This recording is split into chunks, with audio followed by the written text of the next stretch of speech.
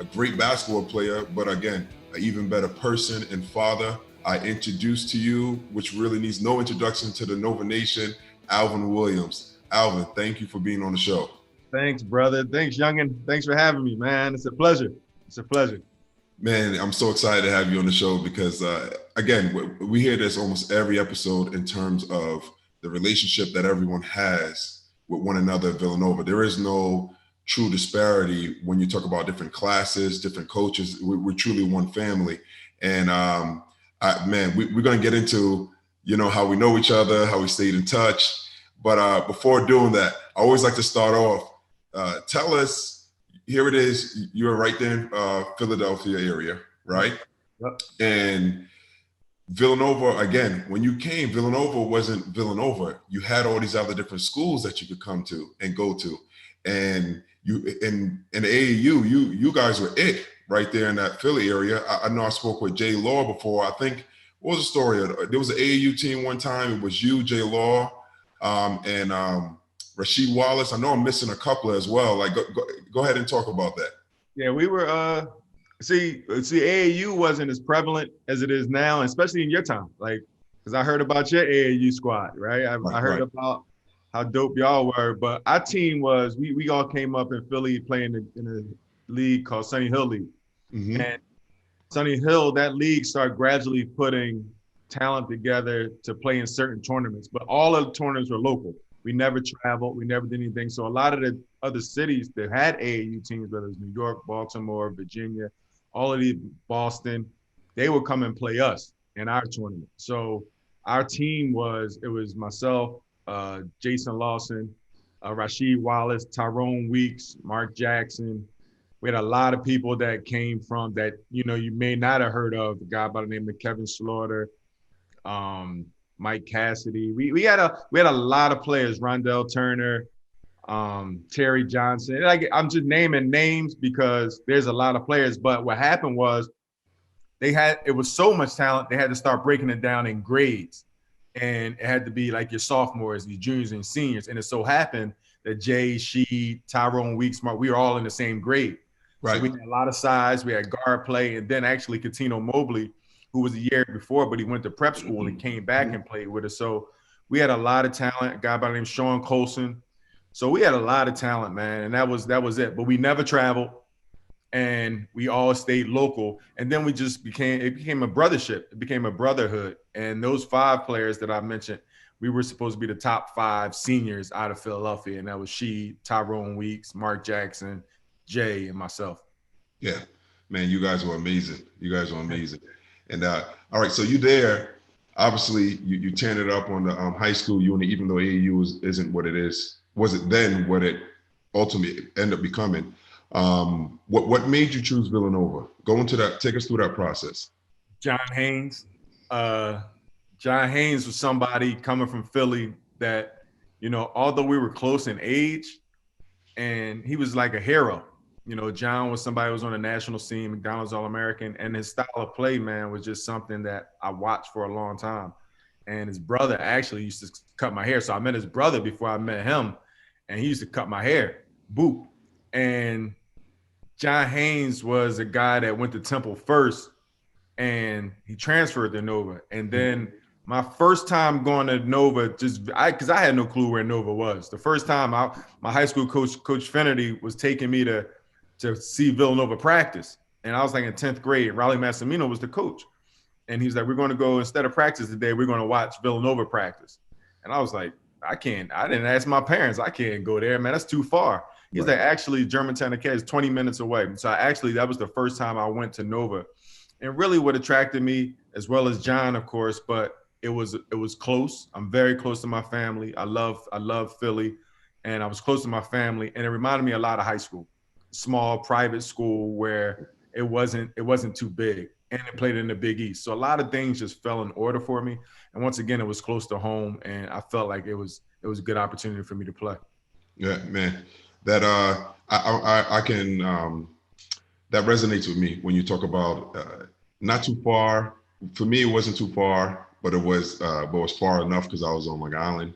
And a big thing that you were talking about was it wasn't too big, you know, I'm a family guy, so I would say it wasn't too big, but at the same time, I felt like I was getting a different experience in life. So it was like that happy medium. That was a big factor in me. So, all right, so you go there and you got John Haynes, who someone I can't wait to get on the show as well, because I think that's someone who really needs to smell his flowers. He needs Yeah. to get flowers. You know, it's like all the local guys, they know. They know. Those who are on the end, they know. But it'll be nice for everyone on the outside to really recognize the impact that that man really had as a player, and then even after he graduated Nova. But you talk about with John, right? Somebody that gave a lot to Nova, and I just look at John. John used to give 50s. He averaged 36 points. Like John scored over 2,000 points in 3 years. He took a school that was unknown, like to rankings and stuff like that at Germantown Friends. And when I tell people that today, John was the best leader I've ever had, because John was somebody I saw how he sacrificed his own game individually, and I knew the passion of him and what he wanted to do with his career and how he pursued life. John is very intense, very competitive, but it came down to a point. I watched John. He would sit down and talk to me when I was struggling. He would sit down and talk to Zeffy Penn when he was struggling about personal things. And if he was playing bad, you know how it is, Jay. When somebody's playing good, they're all, yeah, let's go. Y'all got it. Yep. John could not be playing the best game, and he would never change his demeanor as far as a leader.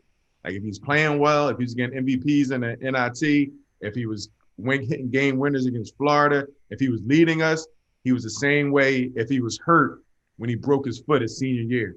And he actually came back and sacrificed all that. Like I was thinking so bad in the Alaska shootout that he wasn't supposed to play.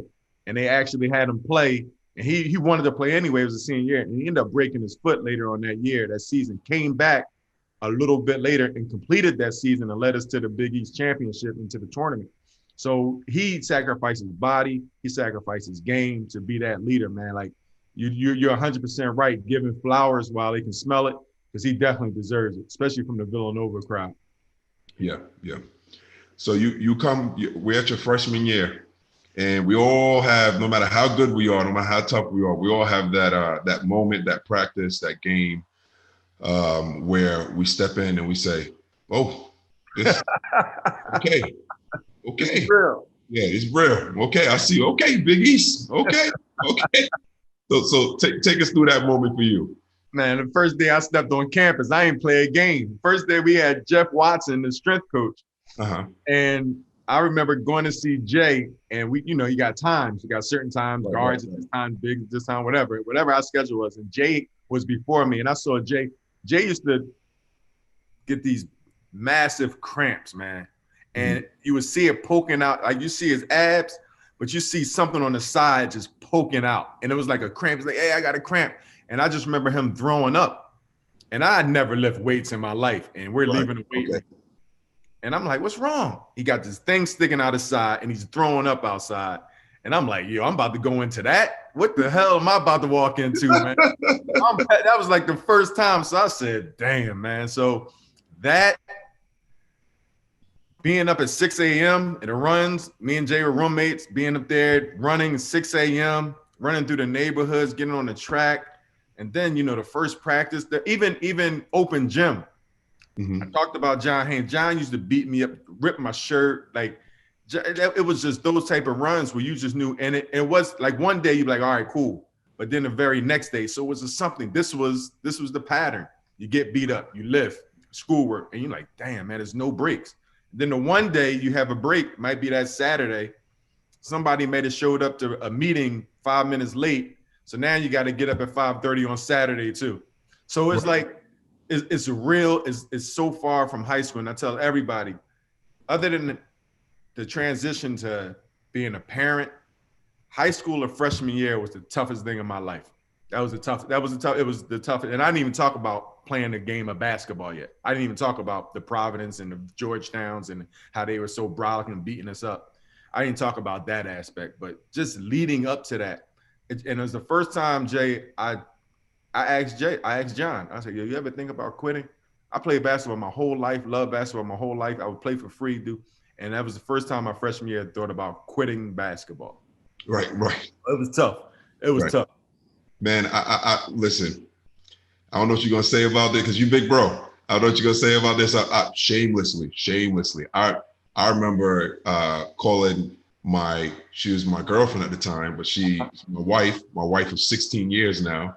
I called her my freshman year, darn near crying. He hates me. This is crazy. I remember saying, this is crazy. I can't believe this. You know, my knees on fire because not only do you have the demands that ball place on you, I didn't know my body was going to go through the change and break down how it was. It was just the beginning stages. But I remember thinking, you remember? Do you remember the 2 or 3 days at the beginning of the season where you go and then your body feel like you're sick, and you go through that, or running outside and the wind cuts your chest? Remember those moments? Oh yeah. Hey, we had. So the big thing was, you know, when you go to your visit, you have Midnight Madness and all that. Like that was like, I want to do Midnight Madness. Right. We had to run a mile. Guards had to run it in 5:20 and 5:25. Bigs had to run in 5:55.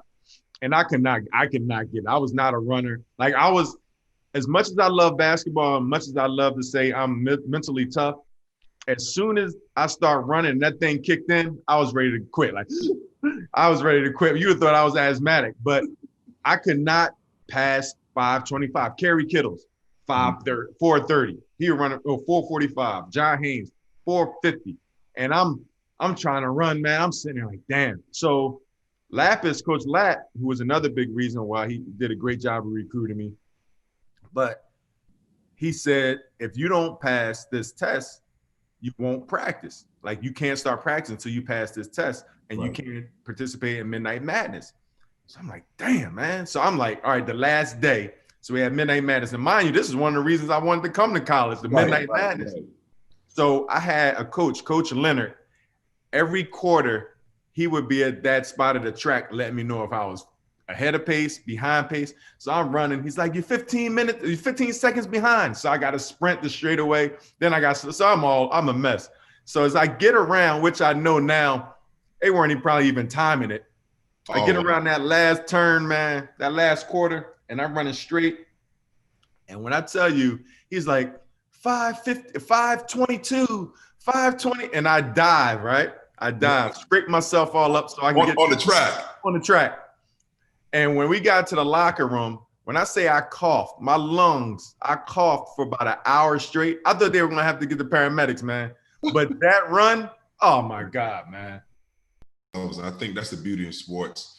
Sports teaches us to go beyond boundaries that we didn't know existed.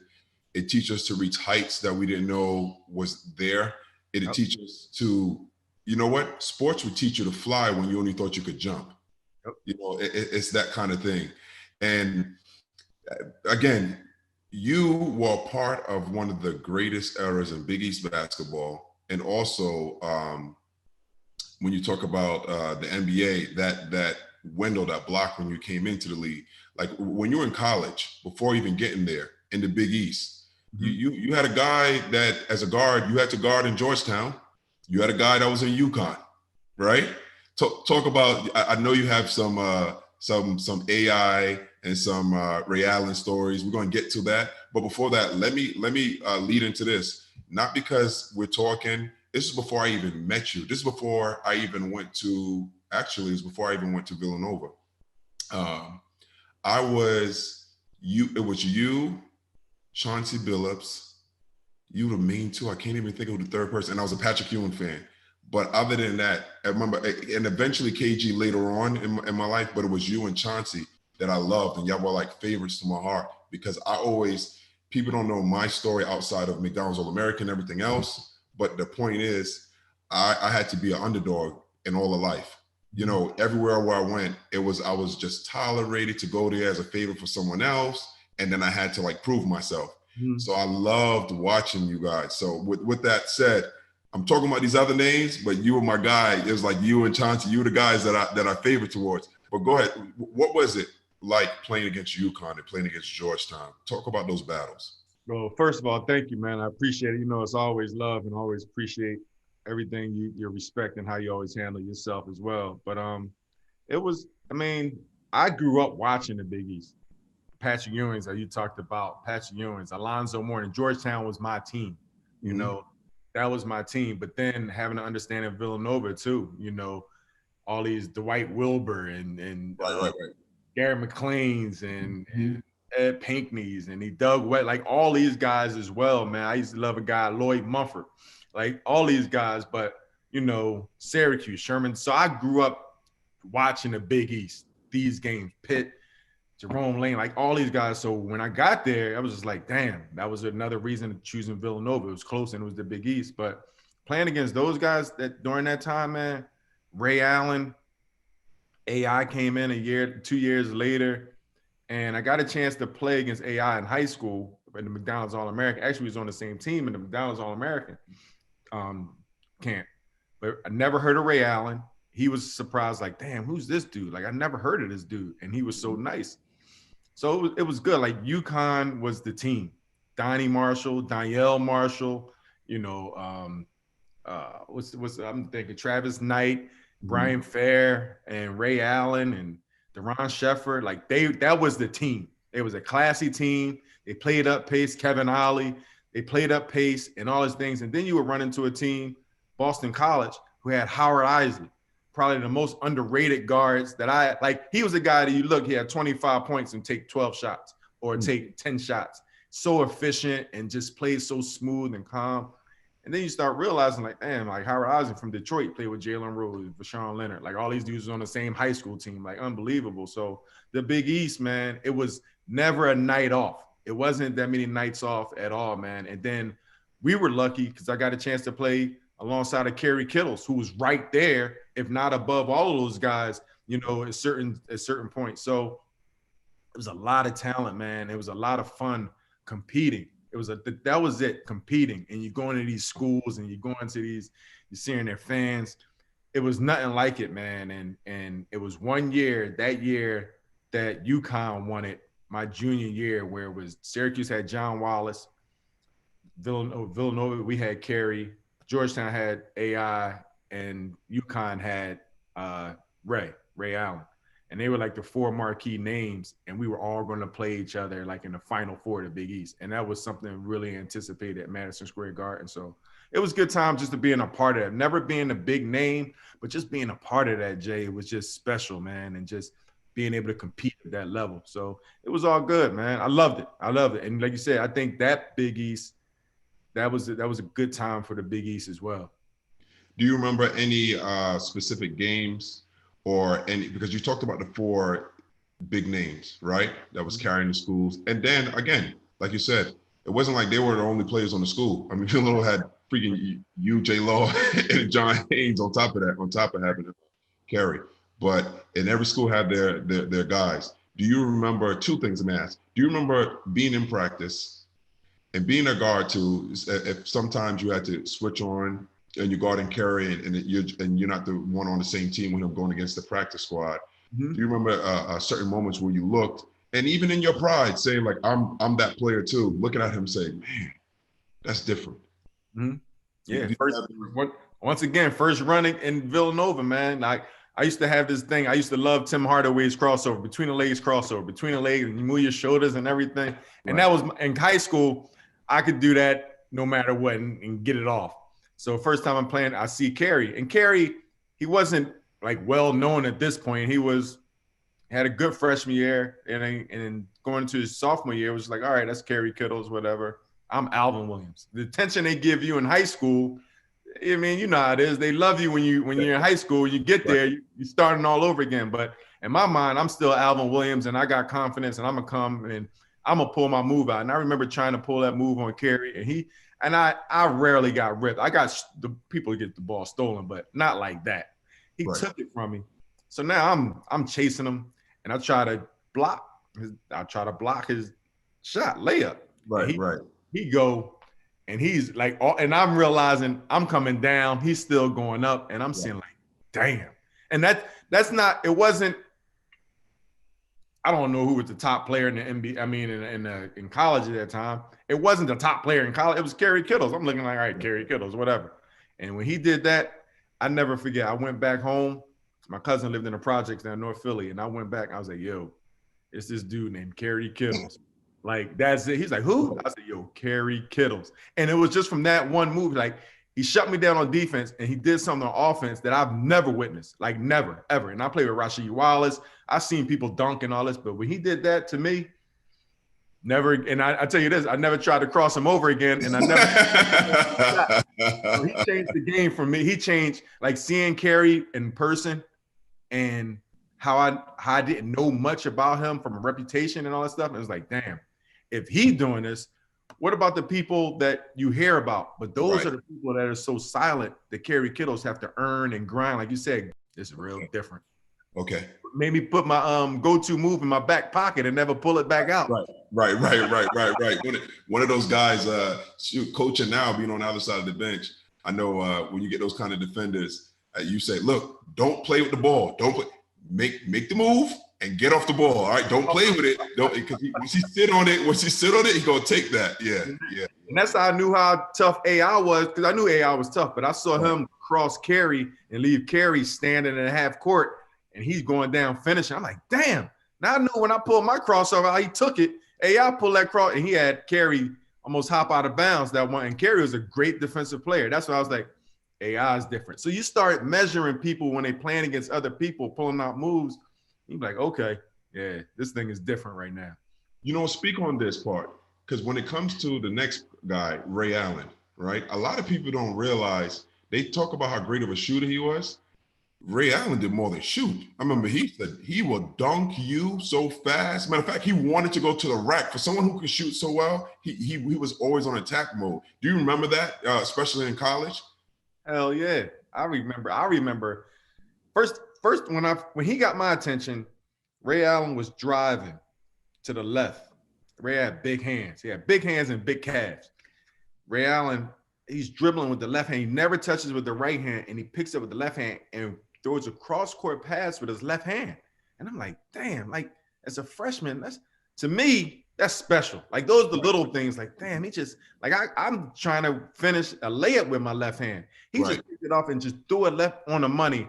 And I was like, damn, that kid right there got something. I didn't even realize he could shoot as well as he can shoot, because to your point, he was driving, dunking it, alley-oops, like running the break. I didn't realize he could shoot the way he could shoot.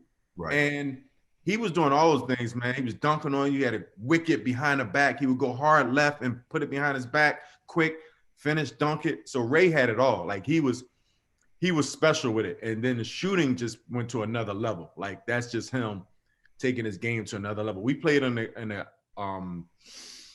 Olympic Festival together. Olympic Festival, they take teams, different regions, South, East, North, and West. And we played on the East team together our sophomore year. And he had, I think he broke Shaquille O'Neal's record with the most total points in like 4 games. He had like over 100 and some points. And he was out there murdering, man. Like anybody, Randy Livingston, like all these guys, man. He was murdering these guys. And that's why I was like, yo, Ray Allen. And that's the first time I got a chance to practice with him and see him and play with him, opposed to play against him. And I just saw he was on a different level as well. So you had your different moments at Nova. Do you remember the season? It would be '95 when you guys won the Big East tournament. How do you remember going into that tournament? Do you remember the talks? Do you remember Kerry taking it to another level? Do you remember, talk to everyone, share with everyone, with John, as well as share with everyone what it was like going through that and then going from game to game, and then what it felt like winning that tournament?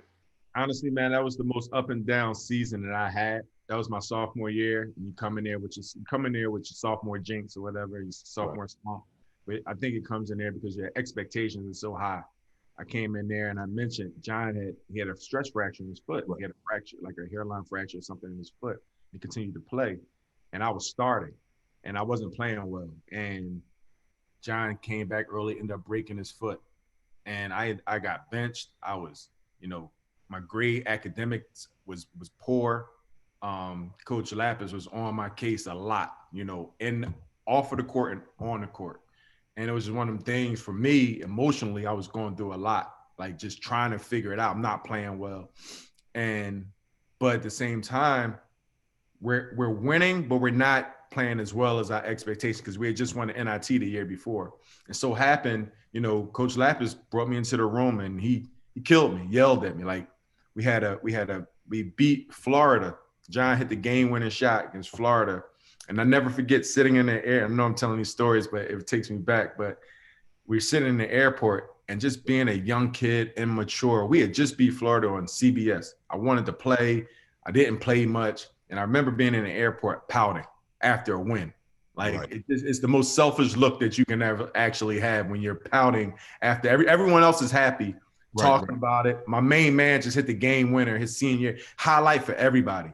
Right. And I just remember me being upset. And I remember the next day, Coach Lapis, I want to talk to you. So I'm thinking he's going to talk to me about why he didn't play me. Right. Apologize to me. You need to apologize and explain why I didn't play. Man, he cursed me out so bad. And he humbled me. And I remember, man, Jay, I left for like a week. And which is no judgment. Every day of practice, after practice, I would go, I wouldn't take a shower. I would put my clothes on and the team would still be out there shooting around, talking around, working out. Right. I would go to a room and just sit there. And unfortunately, John ended up breaking his foot. Mm-hmm. And Lap called me in the office again. And it was a whole different conversation. Like, yo, we need you. We need you to play. Judge your performance on wins and losses. Because I was playing bad. I wasn't playing good basketball. And we ended up going like 8-1. 8-1. We beat UConn. They were number 1 in the nation that year. We beat them by like 25 on CBS. So it's funny. I was upset not playing on CBS against Florida. And then I got another opportunity to play. So that's why I always try to take advantage of opportunities and never take them for granted because you never know. I got another opportunity, and now I'm the starter. And now we beat UConn. Ray Allen, they're number 1 in the nation. They won 73 straight games at Gamble Pavilion. And then fast forward, John comes back. I go back on the bench, or we play together a little bit, but we win a championship. And that's like the ups and downs. How you talk about sports, that's what it does. Like, it was moments where I could have just quit. I could have tried to transfer. I could have just checked out mentally, which I did at some point, but great support system, staying at home, talking to family, going to see my family at times I needed them. And we won the Big East. So that season individually was up and down. But personally, I mean, for a team, Kerry Kittles was the man. I think he got MVP of the Big East. He was All-American. He was first team, second team, always something. Our team got on the map. We were top 10. So everything was just happening the right way. And individually, I had to grow into that type of success with the team. So it was an emotional roller coaster that year, but that was a hell of a year for us and our school. Yeah. And that was huge because unlike current times where when we don't win the Big East tournament, we're like, man, we didn't win it this year. back then, it was always a big deal. Say that again? No, I said phone broke up a little bit. I mean, your computer broke up. No, I said unlike current times where when we don't win, it's like, man, we didn't win the tournament this year. Back then it was a big deal, and it's always a big deal. Even the wins now is big. Everyone is huge, but that was one of the markers. I remember coming in as a freshman. You had the 85 national championship team, and there was you guys. Right. What you guys did in '95. That was big because, again, that brings us to another moment we're going to get to. But before getting to that point, so you move on, and your first year you with the Trailblazers. What was that experience like? Talk about with the players that was on the team, and how was that as a rookie coming into the league? It was good, man. It was Villanova really prepared me. It was those times, right? You did 4 years. I remember the year I came in, Tim Duncan was the number 1 pick, and he did 4 years. So it wasn't as popular as it was Kobe Bryant, who used to come and practice with us because he was right around the corner in Ardmore. He would practice, so he left high school. But 4 years was it, and that prepared me for anything that came in college. Like I said, the emotional piece that I went through at Villanova, the hard pieces where I had to challenge my body physically, the talent with the Kerry Kittles and Allen Iverson and playing against these. So I had it across the board. Only thing now, I was getting paid for it, right? So It was great. I was back at Rasheed Wallace, my brother I grew up with. He was on the team, so it was very similar to me going to Villanova and having a John Haynes. So I had a support. It was great, man, and I had great teammates. Rasheed Wallace, Kenny Anderson, J.R. Ryder, Brian Grant, who was my vet. Like, he was a guy that looked out after me. Arvinas Sabonis, who was the guy that he was the legend that came from, he was an international player, and it was from Lithuania, and they used to say he was the Jordan of the the international play. So had a lot of great players, man. And then my buddy Rick Brunson came over there, and it was a good time, man. It was a good time. And once again, I was living a dream. My MBA. It was ups and downs, wanting to play more and stuff like that initially, but college prepared me for anything that came with it. So that was it. So then so talk about that transition from your rookie year, and then you go onto the team where pretty much you spend all of your career, with the exception of your last year with the Clips. How was it? 10 days. That was a quick 10-day. That's a quick. How was it? Your career in Toronto, from your perspective, going there, playing with Vince, T-Mac. How was it going through that whole entire process? Then going to eventually to the Chris Bosh era. How was that? Explain that, because that was when I got real excited watching you play. It was like that underdog. It was like the guy who didn't get the, you weren't on the front page in terms of the NBA with all the other all NBA first team guys, but you more than held your own. I like that. That's what stood out to me. It was. I don't care. You know what? In New York City, there's this tournament. I'm pretty sure you're familiar with it now, but not when you played IS8. Yep. And the thing about IS8 is like the Rutgers for high school basketball, where it doesn't matter what your name is. It doesn't matter what you did. I don't even care what you did yesterday. When you come today, you will get this 20, 30 piece easy from someone you didn't even know whose name it was. And that reminded me of a lot about how you were. It didn't matter who was in the league. It didn't matter who name was it. You had that attitude. I'm going to defend you. And by the way, you can catch this 20 piece in your mouth, that kind of thing. So talk about that whole process in Toronto. Yeah, I mean, it was good. Once again, I didn't know much. I got traded my rookie year, and that's the first phase of me learning the business. I just had my career high against the Phoenix Suns for Portland. It was only 19. That's a funny story too, because I got reality checked right after that by Del Curry. I had 19 against against Phoenix. And I remember telling him when I got to Portland, because I played with him as well. I was like, yeah, I had my career high against them. He's like, how much you had, young fella? I was like, 19. Bust out laughing. He's like, 19? Man, I had that in a quarter. That ain't no career high. So, but it was good, because I got traded there my rookie year. I didn't know much. I didn't even realize dang near I was in a whole nother country. This is an hour flight from Philly. So it never really hit me like that. But once again, Jay, I just loved the game so much. I just wanted to play. The toughest part was when I got traded, I had to get surgery right away on my knee. And that was a piece where I was like, I just didn't understand it, because I just was playing. I just had my career high before I got traded. And now I'm getting surgery. Like, I'm good to play. That's a lot of business that goes into the, pro sports, as we all know, college now as well. But it was great, man. I got a chance. Charles Oakley, Muggsy Bogues, D. Brown, Antonio Davis, Kevin Willis, Doug Christie, and you name Tracy and Vince, but these were our old heads, right? Like, these were the guys that helped us get to a point, and especially Vince and Tracy, they got to stardom. But they helped me learn how to be a true professional, go with the ups and downs. And these are people that I idolize. I watched grow up playing ball. Now I'm in a locker room sharing stories, going out to dinner, hanging out, going over their homes, spending time with fans. I was just like, as bad as certain times we were playing basketball, I had a hell of a time with people I looked up to. And that was it. So it was a great experience, man. I didn't play right away.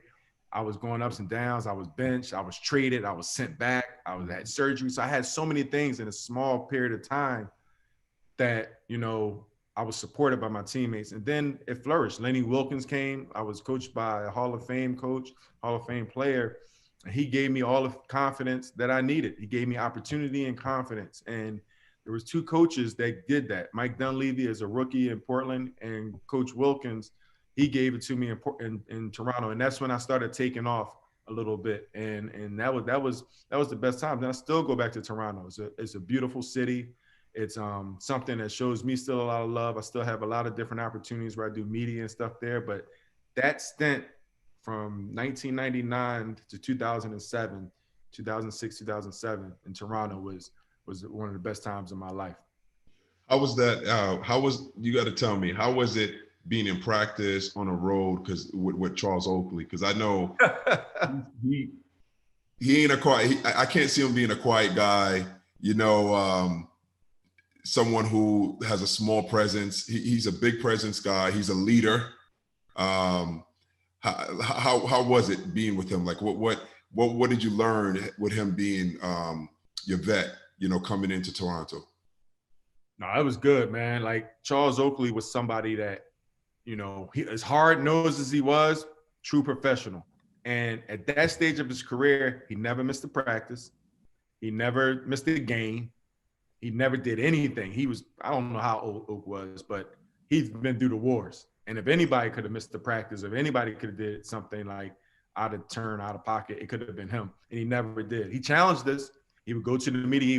He didn't have any problems with going to the media challenging Vince or the so-called best player. And well, not so-called, Vince was our best player, but the guy that, you know, that got all the credit and all that stuff, he would challenge him. He would go to the media. He would do it in your face. But at the same time, he would stand up for you against the media, against the coaching staff, against management. He was that guy. Invite you over his house, cook for you, take you out, never let you pay for a meal. If you needed a suit, like anything you needed, he was just there as a hell of a mentor. Now you had to get past the tough parts, right, but you knew it came from a loving place, man. And that was the thing. Like Oak and I still talk to today. He'll call me, I call him, we'll hang out. And just that piece, having that type of leadership on our team and having that type of presence as the protector too. If somebody fouled Vince or fouled me or whatever, he's stepping right up, throwing blows. And it's not just on the court. He'll meet you after the game too. Or it's never just over. So right. he really took teammates. He really took family. He took everything to heart, and he believed in it, man. So Oakley is one of a kind, and man, it's nothing but love for Oak. He still, like I said, today we still communicate, we still talk. When we see each other, we hang out like nothing's ever changed. So that was a hell of experiences. But once again, all of our vets had that same temperament, man. Like with Del Curry, Muggsy, D Brown, like all of these guys, man, they were life saving, career saving for me. Right, and selfishly, I like to hear that little Oakley story because I'm a true Knickerbocker to this day. Right, I know you are. Being right there on Long Island, that's why Pat Ewing was my first favorite player ever. And then you had Oakley and you had Starks and Mason, and I could go on and on. Even when Charlie Warden came, and but take me into practice. When you had Tracy, and then you started to come into your own, where you're playing well. You're a force to reckon with. The game is starting to slow down for you. So you're doing your thing in practice, but then you have a young Tracy and you have Vince. I'm sure they're trying to stake their claim and let everyone know what their position is. How was that during your practices and also getting those ones in afterwards? No, it was good. Like it was still a point. So Tracy and myself, we came in together in '97. So we had the same year. So Tracy was just coming into like just figuring out. Tracy was really, really raw, but he was talented. But he was raw. Vince came in there and earned his like just overnight. And it looked like Tracy was, Tracy probably disagree, but Tracy looked more like a fan of Vince. Because Vince, the way Vince just did it, he just came in and just took the world by storm. But Tracy was grinding. And got to give credit to our coach at that time, Butch Carter, who challenged both of them. He challenged Tracy and Vince. And like I said, we had the old heads that challenged Tracy as well and Vince as well and myself. And I wasn't playing that much. Like it was one of them situations where, like sometimes the coach, just coach wasn't feeling it, and I wasn't playing that well like that anyway. So, and we had a lot of vets that were playing. So, but they were going at it. Like Tracy would challenge Vince. Tracy would be like our defensive guy who can guard multiple positions and things like that. So Tracy started coming into his own. His offense started clicking a little bit. Wasn't a great shooter, but the way we ran the floor, and we had Muggsy and we had D Brown that could make certain passes, alley-oops. So they were really flying around, and they were still under the radar. So it wasn't, a high expectation. But then we made it to the playoffs against your beloved Knicks, and they beat us. They swept us. But Tracy had his coming out party. Like his first game, he had 27, and he ended up leaving and went to Orlando once he became a free agent. And then when Tracy left, that's when I got more of an opportunity to play more alongside of Vince. So you talked about coming in and having these vets with Oakley and Muggsy and Doug Christie and others as well. I'm sure that's what you did for Chris Bosh. Because I remember at that time, we that's when you and I started talking a lot more, and then we got to know each other. How did that feel, going from being someone that looked up to the vets to now you're that vet, you're the one that's going to be there for guidance? How was that experience? Because I'm sure you embraced that. How did that go for you? It was good, man. It was easy, and I remember, man. I remember the first. Do you remember the first time we met, you and I? You got to take me back. Was it at the gym? Was it during that summer? No, it was an all-star. It was an all-star game in Philly. Man, you go to the all-star game in Philly? Yeah. So you spoke. We introduced ourselves. You introduced yourself to me. I was sitting right behind you. Right. I remember now. It's the year Kobe Bryant got MVP. It was in Philly. Mm-hmm. And I just remember, you didn't commit then, but you were young. And I remember it was like, that's Jason Fraser. And it had to be. So I'm sitting there and I'm like, but to your point, I remember Chris Bosh asking me a lot about you. Like, how's Jason Fraser doing? How's he doing? And that's when you were having, I think your knee was bothering you. You had your knee issues. And he was just always concerned about you. And he was just telling me, he's like, yo, man, I hated playing against that dude. Like, that dude right there used to kill me. I couldn't get no shots. I used to block all my shots. But Chris Bosh was a humble, simple, good dude, man. And it was easy for me to gravitate to him and just try to help him out, whether it's take him out to dinner, listen to him, or whatever the case may be. Because I could still go out. Like Vince, it was hard for Vince to go out and go in public and do those type of things because it just the fanfare. So I mean, I spent a lot of time with Chris early on in his career and getting a chance to watch him develop and watch him. Paul Hewitt, who was at Villanova with me, that was his coach. So Paul Hewitt, when he left Georgia Tech, told me to watch out for him too. So it was that network. So it was great, man, being a leader and trying to be a mentor because it came simple because it was done for me. It was done for me since I was a kid, from my parents to old heads around the neighborhood to Villanova. I've always had mentors, proper mentors, coaching, John Arnett, my high school coaches. So all those things, something that came easy. So it was easy for me when it's time to mentor on my side. So 2 more things. I want to talk about the story when you came back to campus with John Haynes, Turk, because we spoke when we didn't know that, but Coach was telling you guys to let us know what happened on the other side, because we know now that it was tough love. Y'all told us it was tough love. You was trying to get us going. I want your perspective on that. Go ahead, take us through that whole entire thing. Coach approaches you. We got this class that's on campus. Go ahead. You take it over. So yeah, that's basically what we have a class. I guess you guys are supposed to be the #1 recruiting class, in the country. And I, first of all, that's not my I don't pay attention. I don't know anything about that because I know once you walk on campus, it's a whole new ball game. Right. And you guys weren't arrogant. Kyle Lowry was an arrogant, yeah, he was. Dude that I wanted you guys, you, Randy, Alan Ray. Alan Ray to me had a little stuff with him, man, when I first met him. But y'all were cool. Kurt, y'all were cool, man. Nardi, like y'all were cool dudes, but more so, Jay used to try to get us to go up there and rough you guys up, Right. talk trash to you, beat you up. So what? What'd he go out and get? He go get John Haynes, who was ready to do whatever, and Turk Ramott. Turk Ramott, we call him Lunatic for short. And it was just one of them things where you used to go up there and just try to beat you guys up, man. Like, and just try to talk trash. Nothing easy. Nothing easy. And you guys did a hell of a job, man. First of all, you guys were respectful. No matter what, no matter how big you guys, the name you guys had, you guys were very respectful, and you guys competed.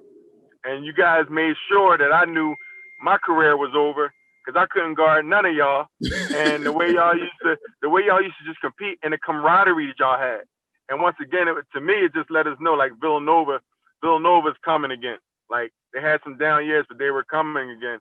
And that was it, man. Like, I didn't deal. John Haynes probably could tell you more, but because I know John Haynes about the Rumble Randy. And yeah, all I wasn't talking about that day. Oh, that day. Oh yeah. Because A-Ray said he was going to jump. I remember because John was roughing up Rand, and A-Ray was like, "Yo, Rand, if we gotta do this, yo, you let me know." Or I think it was Randy telling A-Ray, and then you heard because you was on the other side of the court. Do you remember that day? Like, do you remember? I don't remember that. No, you gotta tell me, man. Yeah, you said. I remember that. It was. Let me get it. I think it was A-Ray and John because A-Ray was flapping with his mouth, and then Randy said, "Listen, if we got to do this, you let me know." And then you was like, "Do what?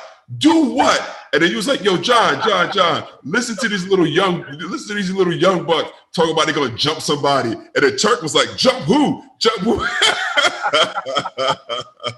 And then go ahead. It was at the end of that day. I remember you sat us down. It was you, John, and Turk. And then it was the first time we seen y'all start smiling with us, like really smiling and laughing. Because you said, "Guys, all right, let me let y'all know what happened. Coach sent us down here to rough you guys up, you know, because you was going at it for days. It was like the whole week. And then you was like, you wanted to see, you know, if you really was tough. Y'all from New York. We Philly guys. If you tough, let's see if you're really tough." So, and I think that it created a bond that has never been broken since. Yeah, and that was it too. But I remember the time. This might have been a different time too, because I remember when John told that was the same time. I guess he told A-Ray to come outside. Yeah, that was it. Because he was like, "What? You gonna do what?" Yeah. He's come outside, like, and I know John. Like, John is not. He's not. If you're going outside, it might not even make it outside. But it was one of them things where y'all was busting our ass. That's what it came down to it, and we realized we were set to do one thing, and that thing got done to us. So, it turned into hold up, man. But that was the thing, man, where it was never personal. And still, like today, man, it's real love. Like, it's truly love, it's truly pleasure because of the individuals you guys were. Like, the individuals you guys were, the individual that you are. I remember when you were living off campus after college and just going. I think your daughter was just born, man, and just going to your apartment, just sitting there in your living room with you, man, and just having like real conversations. Because sometimes when you're in college and you know you got to do what the coach asks you to do, you don't have that true conversation, that true understanding, like who we are, and we all come through from the same place with the same goals. And that was the big thing, man, to have that connectivity between us, man. That's huge, man. It's still the same. And I think I'll tell you, Al. I spoke with Randy a couple of times about this. It meant so much, man, when you guys came on campus. And being that I'm speaking to you directly, the impact that you had on us, it will never be forgotten. It was huge. And then me personally, you know, when I went back and started working in the NBA. And even the few times that we ran into each other, the love that you showed, the camps that you put together with you and John, even before then, it was like I played at Villanova, ran into you. Well, before committing, ran into you, talked to you. Played at Villanova, you came back and mentored. Graduated, you right there, come sit in the living room talking to me. Trying to figure my way out, going through my roller coaster up and down. You ran into you multiple times. Then I'm in NBA trying to figure things out career-wise. and you were there, you know, to mentor and always had an open ear. And I'll say I always appreciate that. That's never going to go away. And I think that's why even the other day you didn't even know about the podcast yet, and you hit me and say, hey, I'm checking on you, I'm thinking about you, and that stuff is huge, man. It's invaluable, and I'm going to be forever grateful, and I thank you for that. Tell everybody what you're up to now. Hey, man, as you see, I'm picking up my daughter, picking up for her from school, but right now, actually starting a management group, and it's things that you didn't touch about, a sports management group called Team 100, where we're going to be managing, but from an educational component, the mentoring side, providing some structure to athletes in their lives with family inclusion, having their family a part of the whole process, and not just having one person taking care of the whole process. It's going to be a collective effort, and with my partners, Chris Williams and Jill Jefferson. Chris Williams actually ran track at Villanova. He's a little younger than you, but it's a sports management company, but we deal a lot with education from the financial education side, mental health, tying everything together, because a lot of times, you know, people look at athletes and they look at the results, and then after the result, they say whether he had a good career, bad career, if he's a good person, bad person, whatever, made stupid decisions, smart decisions, but no one never dive into why these things were made, why certain decisions were made, why certain behaviors. So we're tying the whole mental aspect together with mental health experts on our team, as well as financial wellness people on our team too. So it's going to be fun, man. And you see a lot of these stories. You see a lot of heartbreaking stories, but the great stories aren't highlighted.